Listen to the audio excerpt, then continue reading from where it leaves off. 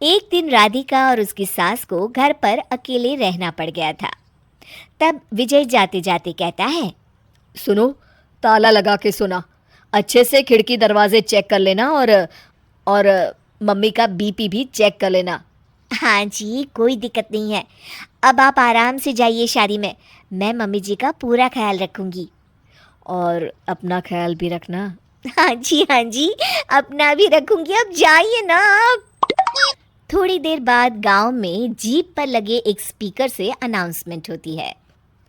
Jeep वाला आदमी कहता है, सुनिए सुनिए, गांव में चोरी होने की वारदातें काफी बढ़ गई है, इसलिए सावधानी बरतें। अपनी खिड़की दरवाजे सही से बंद कर लें। अरे राधिका, सुना तुमने? मुझे तो बड़ी घबराहट हो रही है। नहीं मम्मी जी, आप घबराइए मत, मैं हूं ना। मैंने सारे खिड़की दरवाजे बंद कर दिए हैं, और कुछ भी होता है तो पुलिस का नंबर तो है ही मेरे पास। अच्छा, मेरी तो सांसें तेज चल रही है बेटा। एक तो ये विजय भी घर पर नहीं है। मम्मी जी, वो भी जल्दी आ जाएंगे, मेरी अभी फ़ोन पर बात हुई थी। आप बस रिलैक्स रहिए। उधर दूसरी तरफ दो चोर रात में गांव में चोरी करने का प्लान बनाते हैं। दोनों सास बहू अकेली है उस घर में। अच्छे से पता लगाया नो? हाँ, कोई और नहीं है घर पर। अच्छा मौका है हाथ साफ करने का। अरे वाह, अब आएगा मजा। देर रात को जब सब कुछ सुनसान होता है, दोनों चोर गांव की तरफ निकल जाते हैं। अरे कौन सा घर है? वो कोने वाला, तुम बस मेरा पीछा करो। ठीक है ठीक है। दोनों दबे पांव बचते बचाते राधिका के घर के बाहर तक पहुंच जाते हैं। ये सास बहू बड़ी चालाक है, कितना कस के सब बंद किया हुआ है, एक भी खिड़की नहीं खुल रही। चोर खिड़की खोल ही रहा होता है कि तभी बिजली जोर से कड़कती है और चोर डर जाता है। राधिका की सास भी चौंक कर उठ जाती है। राधिका! राधिका भी उठ जाती है। क्या हुआ माँ जी? घबराइए मत, मैं आपके पास ही हूँ। तुमने कुछ आवाजें सुनी? माँ जी, बस बिजली कड़की है, आप बेवजह परेशान हो रही हैं। मैं आपके लिए पानी लेकर आती हूँ। ठीक है बेटा। राधिका जैसे ही पानी लेने के लिए उठती है, उसे खिड़की से चोर की परछाई दिखती है। ये देखते राधिका थोड़ा घबरा जाती है। वो अपनी सास को इशारा करती है। उसकी सास भी चोर को देखकर डर जाती है। शांत हो जाइए मम्मी जी। श्श। अरे मगर कैसे बेटा? हे भगवान, विजय को फोन लगा बेटा। माँ जी, इस वक्त अचानक वो पहुंच भी नहीं पाएंगे। मैं कुछ करती हूँ, आप बस शांत रहिए। उधर चोर अपने काम में लगा हुआ है। वो सब सामान देख रहा होता है। तभी उसको आवाज आती है। सुनिए जी, देखिए तो, खिड़की के पास कोई है। मुझे लगता है चोर है।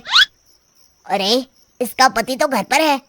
नहीं नहीं, वो बाहर गया हुआ है, मैंने उसे खुद बस से जाते हुए देखा था।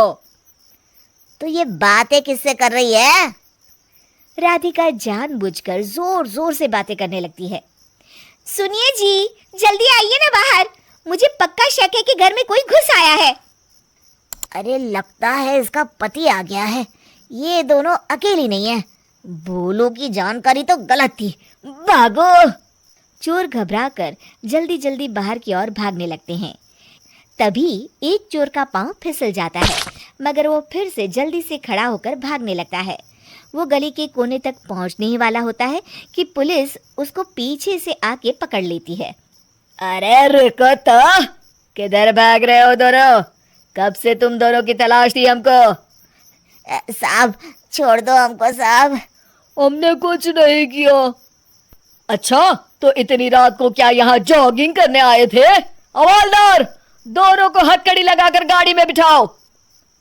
तभी पीछे से राधिका भी आ जाती है। मैम, आपने बड़ी बहादुरी दिखाई। अगर सभी आपके जैसे नीडर नागरिक हो तो कितना अच्छा हो।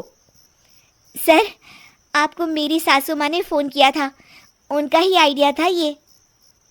हाँ, और चोर को डराने का आइडिया तो राधिका का था। बहुत ही समझदार और नीडर है मेरी बहू। चलिए, आप दोनों का ही बहुत बहुत शुक्रिया। आपने इन चोरों को पकड़वाकर देश की मदद की है। और हाँ, पुलिस स्टेशन आकर अपना इनाम जरूर से ले लीजिएगा। और अगले दिन विजय शहर से आ जाता है। वो अखबार में तस्वीर देखता है जिसमें राधिका और माँ इनाम ले रहे होते हैं। माँ, आपको कोई चोट तो नहीं आई है ना? अरे ना बेटा ना, जब तक राधिका साथ है तकलीफ कैसी। राधिका, तुम ठीक तो हो ना? I am so proud of you Radhika, तुम बहुत ही समझदार हो।